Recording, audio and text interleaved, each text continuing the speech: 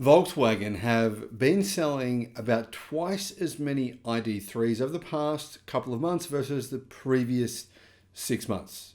What's going on with the ID3? Why are people buying it now? Well, there's two reasons. One, it has been changed. It's now better than what it was before. Before it was, to be fair, not that great. And it's also much cheaper. So how much money exactly is Volkswagen losing on every ID3 it sells? I don't know. I don't think we'll ever know. But here's the details of this new ID3. Hello, my friends. Welcome to the channel. It's great to see you. Thank you for tuning in. I'm Sam Evans. You're watching the Electric Viking. ID3 sales were pretty disappointing for Volkswagen. They were a bit surprised that the sales weren't what they expected them to be. As a result, Volkswagen actually ended up firing 30% of their staff working at the biggest EV factory they own. That was in Germany. Obviously, the unions were very, very angry about that. And as a result, they actually paused electric car production for a few months in Germany. They said the roof was on fire at the car company, not at their EV factory, but the roof was on fire for the entire company, for the Volkswagen Group, not just Volkswagen the brand. They said that it was basically an emergency. They went out and bought into Chinese car companies. They bought into the Xpeng EV platform. Basically, Xpeng will make some of their EVs for them. SAIC, that's a Chinese company which is part owned by the Chinese government and Alibaba. They bought into them as well. Obviously, they own 25% of Goshon High-Tech, a battery company in China. They also bought a software company in China for $2.4 billion. Basically, Volkswagen Group just went on a buying spree, a spending spree in China, and it has started to pay dividends. They reduced the price of the ID3 in China to $16,500 US. As a result, people began buying it. Its sales have doubled since they did that.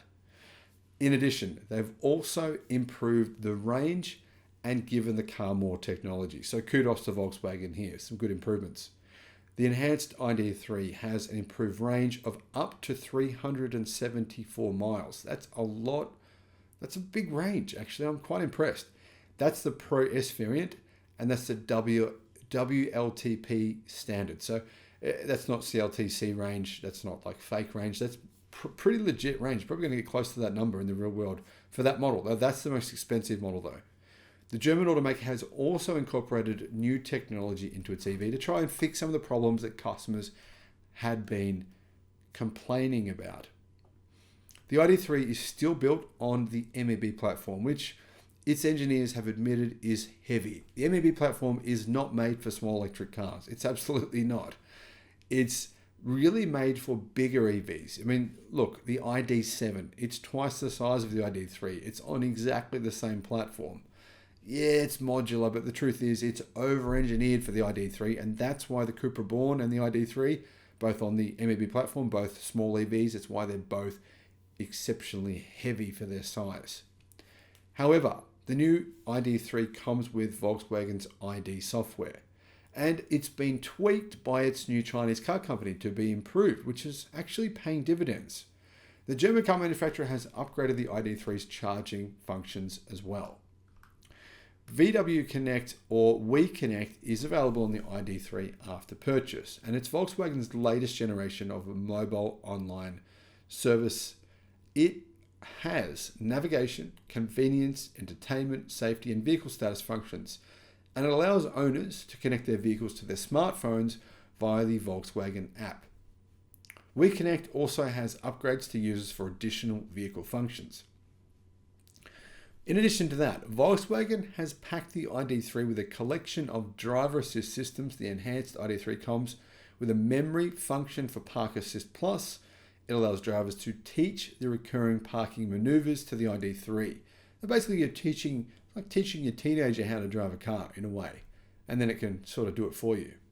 The vehicle has an augmented reality head-up display, which I think is a good feature.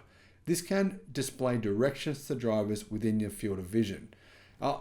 In my previous car, which was a BMW, it had a head-up display. It's nowhere near as good as these new augmented reality displays. These are way better. But a head-up display is something I really do enjoy having, and I think it's a really good feature.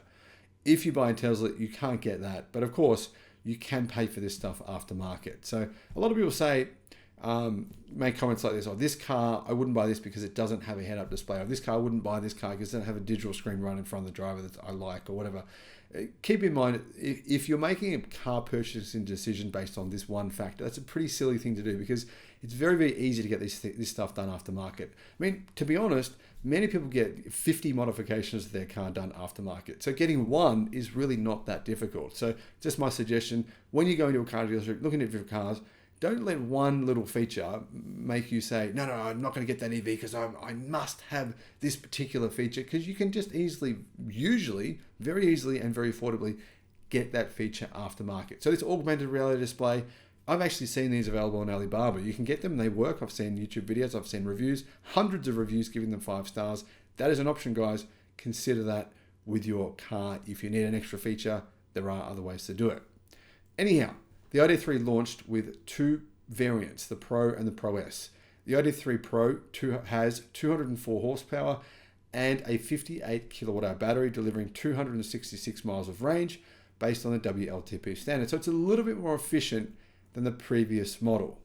It has alloy wheels that are 18-inch and they are black, high beam assist, automatic sensing for switching between dipped and main beam, wireless smartphone charger, 10 color ambient lighting, remote electrically foldable door mirrors, puddle lights and reverse activated passenger door mirror, 2 USB-C ports in the front, 2 in the back, and charging for up to 45 watts for your charging devices.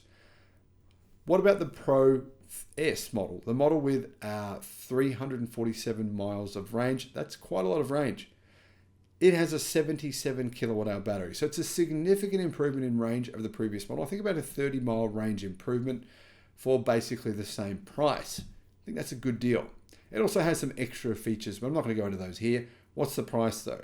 Well, it's priced at a very, very similar price, in fact, to the Tesla Model Y. It's around about $43,000 for the base model. And that's euros, by the way. And it's around about 48,000 to 50,000, depending on what country, in euros for the Pro S model.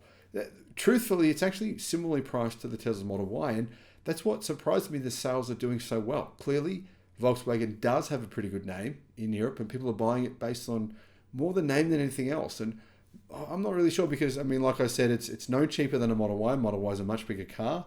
In many ways, it's less compromised. It's lighter. Model Y is lighter, and it's much bigger. That doesn't add up, but it's true. But maybe the other reason is Tesla doesn't have a smaller hatchback, and a lot of Europeans like smaller hatchback type cars.